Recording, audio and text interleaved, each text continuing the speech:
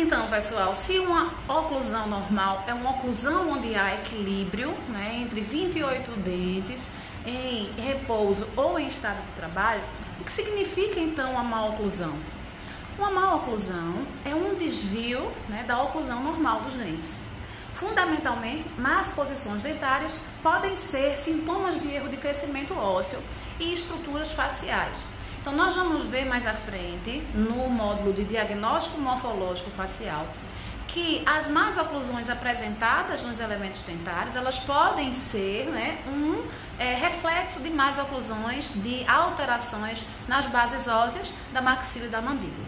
Por enquanto, nós vamos ficar apenas com a parte dentária, certo? Então, vamos nos concentrar nessa questão da classificação. Por quê? Porque é importante conhecer, né, a classificação, porque é importante conhecer o que é má oclusão. Porque nós, né, só somos capazes de ver aquilo que sabemos. Então, muitas vezes a gente, né, quando nem está em odontologia ainda, a gente olha para uma pessoa e vê que tem alguma coisa errada ali naquele sorriso, mas não sabe dizer o que é. A partir do momento que vocês souberem reconhecer as classificações, vocês vão ter como diagnosticar, como iniciar o diagnóstico do paciente, né?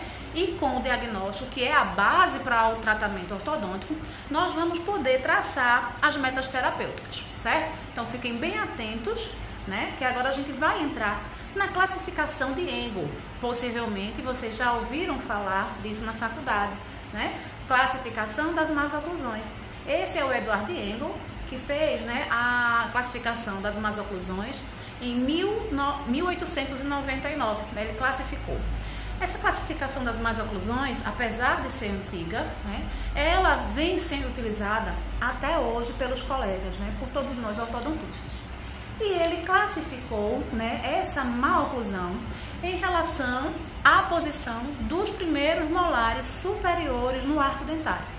Porque ele levou em consideração os primeiros molares maxilares, por conta, né, de a maxila ser um osso mais estável do que a mandíbula, certo? Então, em 1899, como eu falei para vocês, né, ele postulou a classificação dele, publicando o seu artigo na Dental Cosmos, tá?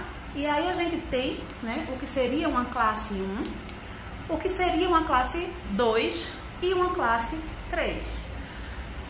Professora, mas a senhora fala classe 1, né? Muitas vezes os alunos acham que classe 1 é um paciente que não precisa de tratamento. Negativo.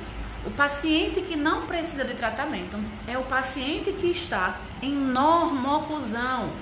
O que quer dizer? Que os dentes estão em contato com o primeiro molar, né? Com a cúspide do primeiro molar superior, ocluindo no sulco mesiovestibular inferior, e a relação interarcos não tem nenhuma alteração. Ou seja, não tem apinhamento, não tem mordida aberta.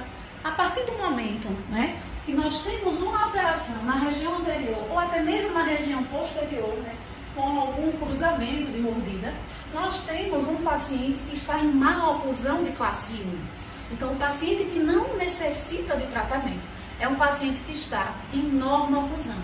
O paciente que precisa de tratamento é o paciente que tem uma má oclusão de classe 1. É aquele paciente, como eu já falei para vocês, onde, né, as cúspides elas estão em contato, os caninos eles estão, né, em direção da oclusão normal, porém eles apresentam giroversões, mordida aberta, mordida profunda, tá? Podem também apresentar mordida cruzada, certo? Então eu quero que nesse momento vocês fixem isso na cabeça de vocês. O paciente normoclusão é o paciente que não necessita de tratamento. O paciente que necessita de tratamento, ele apresenta uma má oclusão de classe 1, tá certo? Onde os arcos dentários superior e inferiores estão equilibrados, mas onde há alguma falta, né, de normalidade em outras regiões, tá bom?